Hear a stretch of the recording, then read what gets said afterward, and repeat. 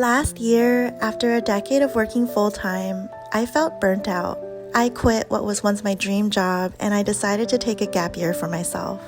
Early on in my journey, I ended up experiencing an important breakthrough and I wanted to share that story. At the start of my sabbatical, my focus was healing and burnout recovery. First, I got to visit the East Coast and see my family. It was a welcome change of scenery to mark the end of one chapter and the start of another. The journey back home put me in a reflective state of mind. I thought about my relationship to my art and to my career. In the past 10 years of working full-time, I never gave up art on the side. But as my responsibilities grew, life became more demanding and unsustainable to juggle. I wondered what I wanted the next 10 years to look like. Not only had I been battling the brink of burnout for several years, I was also confronting how much my passion for art would wilt under the forces of self-doubt and imposter syndrome. Even though drawing brought me joy and endless moments of relaxing flow, I also had been my harshest critic, chasing an elusive goal to be quote-unquote good enough. I grew up feeling stifled in a community that didn't understand my passion for art. I learned that chasing my dreams of pursuing a creative career would come with a cost, the enormous pressure to prove myself.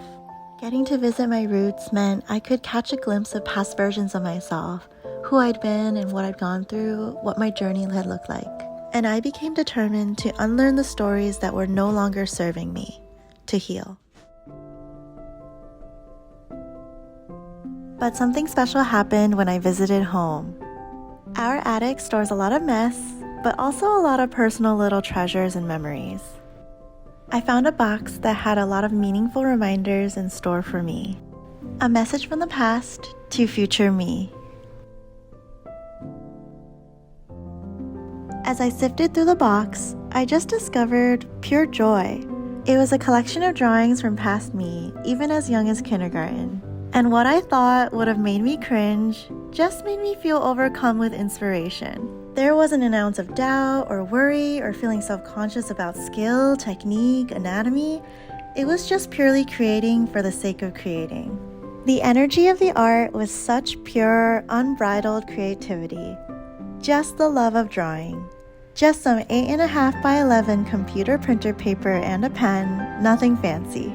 Younger me identified as an artist. Younger me reminded me how we've been artists our entire lives. Looking at how prolific and pure all of it was, spanning so many years, how could I deny it? How could I ever think to deny that? Spread before me, a gift from my past self, here was all the evidence I could ever need. As I grew older though, to pursue art, I had to navigate disapproval, doubt, skepticism, and discouragement, and I absorbed them into my own self-doubt. But to witness those drawings and experience such pure energy, it was a powerful reminder that defied all that fear.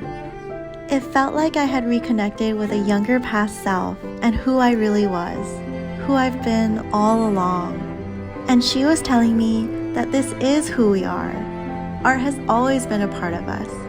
And she was telling me that yes, this year was the right thing to do. I wanted to bottle up that feeling, capture that inspired love for creating, daydreaming, and getting lost in the flow.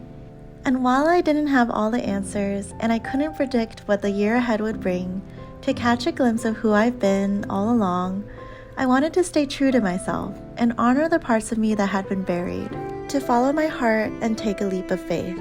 I hope we all get to pursue the things we love and make every version of ourselves, young and old, past and future, proud.